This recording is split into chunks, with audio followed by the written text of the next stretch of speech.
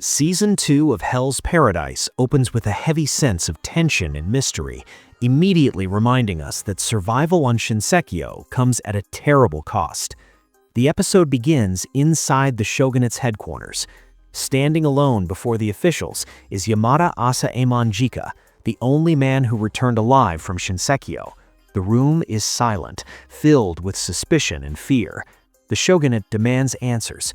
What is the island? What lives there, and why did everyone else die? But Jikka doesn't respond the way they expect. Instead of fear or respect, he treats their questions almost like a joke.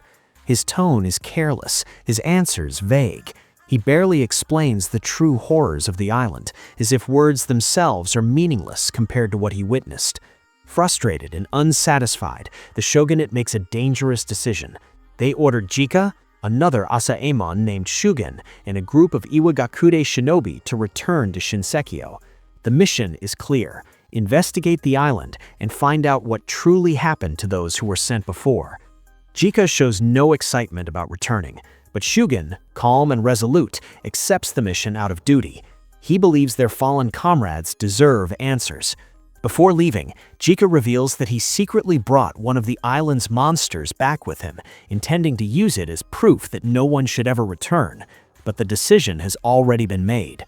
Shockingly, Shugen isn't afraid of the creature. From a distance alone, he senses something terrifying. The monster is already dead. That realization only deepens the mystery surrounding the island. The scene shifts back to Shinsekyo. Deep within the island, Rien and the Lord Tensen are shown calmly practicing Tao. Their movements are controlled, elegant, and emotionless.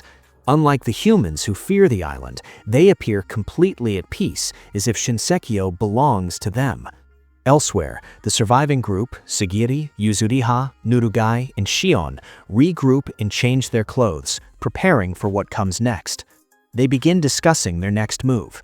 Secretly, Yuzuriha calculates the best possible plan, one that allows her to leave the island with the most Asaemon, reducing her punishment. Sagiri quickly sees through her intentions, but she doesn't get angry. Sagiri has only one goal. She wants to reunite with Gabimaru. Despite everything, she still believes he might be alive. The group agrees to follow Sagiri's plan, hoping it will lead them to Gabimaru. At the same time, far away on the island, Gabimaru is alive, but not whole. He has lost most of his memories. Alongside Gantetsusai, Mei, and Fuchi, Gabimaru climbs a massive mountain, aiming for Shinsekyo Castle. None of them know that Sagiri's group is heading toward the same destination. Suddenly, their path is blocked. Choubei Aza and his younger brother Toma appear. There is no negotiation, no hesitation.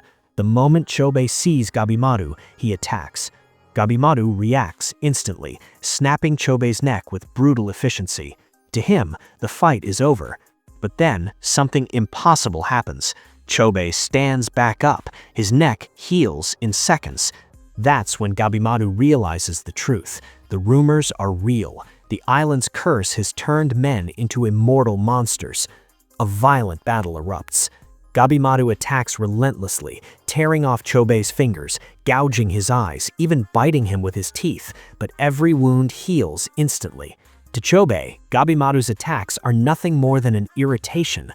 Chobee counters by using Tao, slamming his power into the ground and splitting it apart, causing the earth itself to shake. Gabimaru is thrown back, his movements unstable, his Tao weakened by his lost memories. Nearby, Dante notices that Gantetsusai has only one arm and assumes he's weak. That mistake costs him. Gantetsusai dodges every attack with ease and knocks Dante down effortlessly, furious at being underestimated.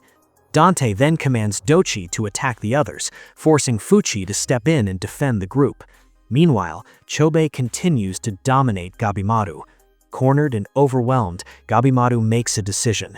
He stops doubting himself. He abandons fear. He sets his own body on fire. With flames surrounding him, Gabimaru unleashes everything he has. The battle instantly shifts. Chobee can no longer keep up with Gabimaru's speed or power.